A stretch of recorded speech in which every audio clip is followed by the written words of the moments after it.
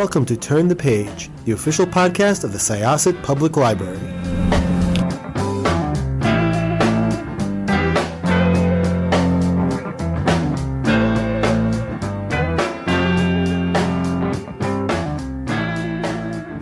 Welcome to Syosset Library's Turn the Page podcast. This is Jessica. I am your host today, and I am speaking to author Elka Ray, who is currently in Vietnam. Hi. Hi, Jessica. Thank you so much for accommodating my weird time difference. So, what time is it there exactly? Because it is 9:01 a.m. at the time of recording for me. So it is 8 p.m. here of the same day. Wow. That's just like so technically I'm like talking to somebody from the future, sort of. Yeah, basically you're my evening. So, yep. All right. Well, this is not a time travel book. Although that would actually be a really interesting concept. This is not a time travel book. So we are here to chat about A Friend Indeed, which is it's a thriller, and it has aspects of domestic thriller in it, but at the same time it centers around a friendship between two women who have been friends for quite a while, but there's like this really interesting power struggle between the two of them. They are both mothers, they have daughters around the same age, and one of them, Dana, who is well off, she is married to a man named Stan, who is also well off. Her family is does very well, but her best friend Joe is not as well off, and she has a young daughter named Ruby. Dana calls Joe up in the middle of the night or really early in the morning to ask to help her with a bit of a problem, and that problem involves her husband, who is now dead. And that is the taking off point for this story, which sort of spins in so many different directions. So, first of all, thank you for writing it. It is wild. Thank you for reading it. You're welcome. So, where did this story come from? I know you begin with a Marlene Dietrich quote about your real friends being like the ones who you can call up at 4 a.m., if I remember correctly. Is that kind of the starting point for where this whole story came from? Definitely. I saw a meme on social media, and it was these women in antique dress holding shovels. And the caption was something like, your real friends would help you bury the body. So that made me think, who would I help? And the first person that came to mind was my best childhood friend. Because, if she called me up and I raced to her house and someone was dead, there would have to be a really good reason. She wouldn't just go killing someone for no reason. And of course, then the question is, what would that reason be? And that's kind of what gets a little out there in the story, because at first it seems very simple, even though Joe herself is kind of unsure. And then it just sort of, there's a lot more threads that kind of come together with it. You also find out, as I think I implied, the relationship between Joe and Dana has a bit of an imbalance. As I'd mentioned, Dana has a lot of money and Joe does not. But Dana also sort of holds some almost, I don't want to say authority, but she holds some responsibility for helping Joe get a job after something happened itself. So, I find female friendships very interesting because they're not like, I know that there's been a shift in talking about socializing women and how they relate to each other differently. But how old are Joe and Dana at the time of the story? They're in their 40s. So they're about my age, and female friendships, I know for sure, growing up, were not necessarily you were always in competition with each other, or at least that's how you were kind of socialized to look at other women, even if they were your friends. And I felt like there was just this really interesting dynamic between the two of them. So where did their relationship come to in your mind? Um, you know, so my childhood best friend, she actually is really, really wealthy. And that, luckily, this is my oldest childhood friend. We are able to do things where that isn't a huge deal, but there's always that sort of uncomfortable, like, wait, you know, what if someone thinks you want something from them? And so it came from that. There was definitely some of that. And Jo herself, she was a single mother, and she was afraid of losing her daughter. And you don't really figure out what the circumstances of her whole relationship with her father, the father of her child, is for a while. But there's definitely fear there, and she so wants to believe what Jo had said, but things just keep on popping up. And the place where they live is also sort of interesting in and of itself, because it felt very insular. So the setting is based on the town where I went to high school, and university, which is on, in the book I set it on in Washington State, but it's actually, I grew up on Vancouver Island, and it's absolutely beautiful. I mean, it's just sort of this idyllic tourist town, but it's also, kind of really slow. And yeah, I think a lot of the things that are in the book did come from that. But of course, in fiction, you make everything more extreme. So you might start with something small, and then your job as a suspense writer is to kind of spin it into something bigger and darker and creepier. Yeah, you definitely did that really, really well, I will say. What was like one of your favorite things writing this particular book? And like what do you like, were there any other sort of inspirations? Like there almost was like sort of an old Hitchcockian almost undertone to just the whole story and how everything sort of unraveled piece by piece. So I'm just really interested in stories about women and about relationships. And, it's never the kind of who done it that fascinates me, but the why done it.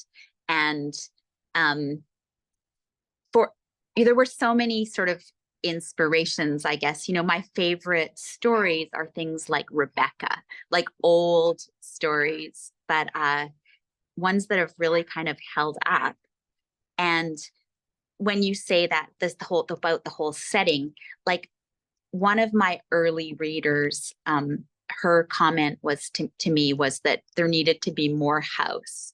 And so I really worked to make Winderley, which is the mansion where Dana lives, like really atmospheric, because that's where a lot of the action takes place, in this huge seaside mansion. It reminded me things like, what is it, Diabolique, these movies about women who are in seemingly impossible situations and sort of have to work together to bury a body. And again, I liked the why, and I liked how, there were a lot of twists and turns that everything took. And I really liked Dana's boys, by the way, as characters, the twins. They were very interesting additions to the story.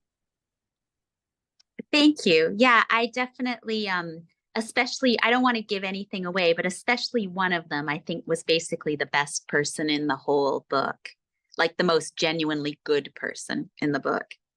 I mean, just in general, there is a lot that goes into these stories. And I know that this particular book has been said it's like a modern Gothic book, and I don't think we could possibly have enough of those because there's just so much so much a sort of richness in a story that's sort of told in that way, especially since it is so sort of ingrained in our society, like having a big mansion like Dana had, that's like supposed to be, I suppose, you've made it, but that's why I think these dark stories sort of fit so well, because as we know that rarely is the case, and there usually are many secrets that get you that to that place.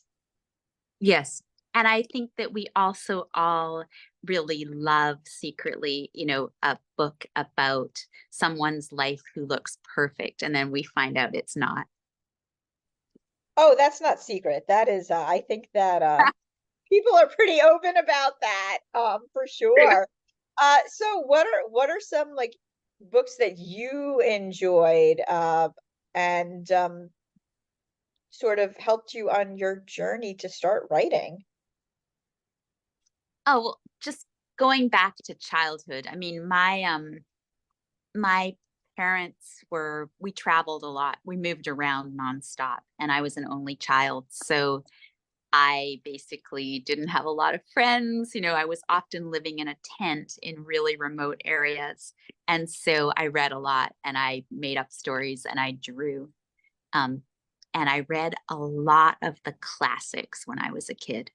And also in my 20s, I read a lot of classics and a lot of sort of really like good in air quotes, like literary prize winning novels.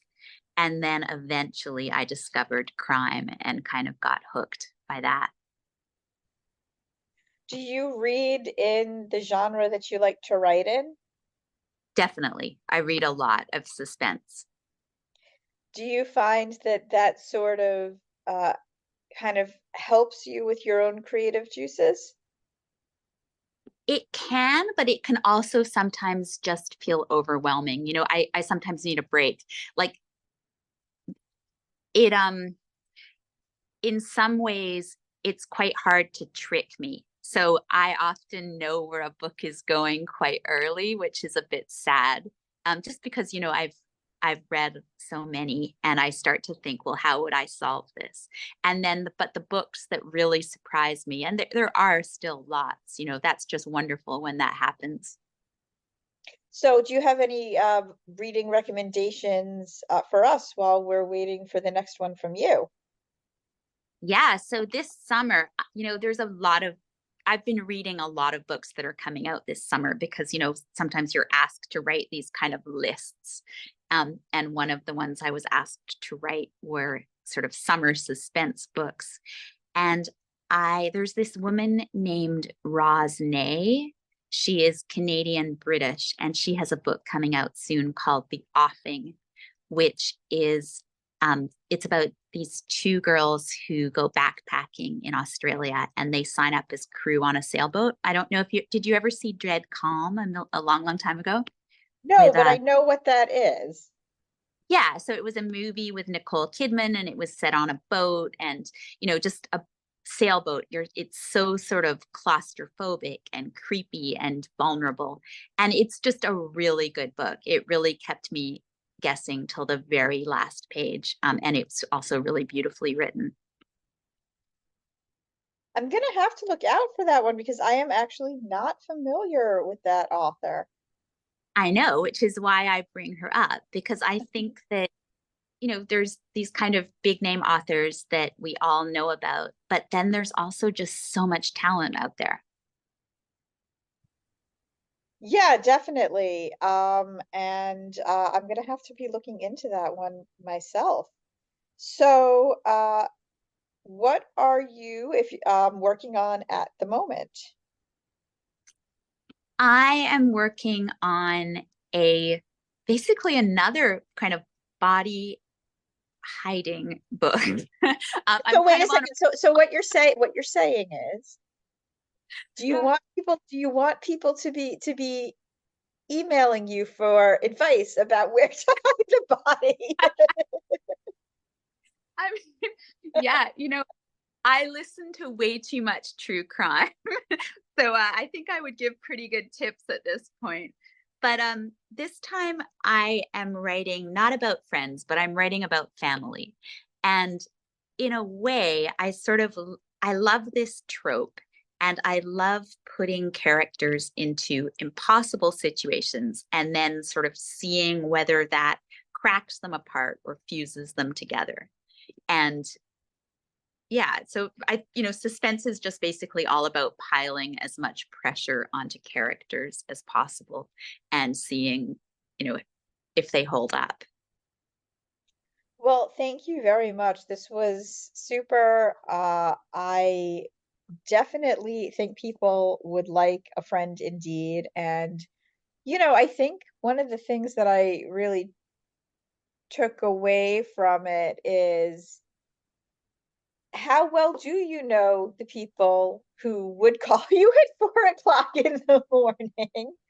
Um, especially when, your lives are so vastly different. And obviously, this is a book, this is a work of fiction, but just the way that everything kind of twisted really worked really well here. Thank you so much. I really appreciate that, and I'm glad that it worked for you. So once again, this was Jessica with Sayas at Libraries Turn the Page podcast. My guest today was Elka Ray from the future, and we are going to close this chapter. It's time to close this chapter of Turn the Page. Join us for the next episode.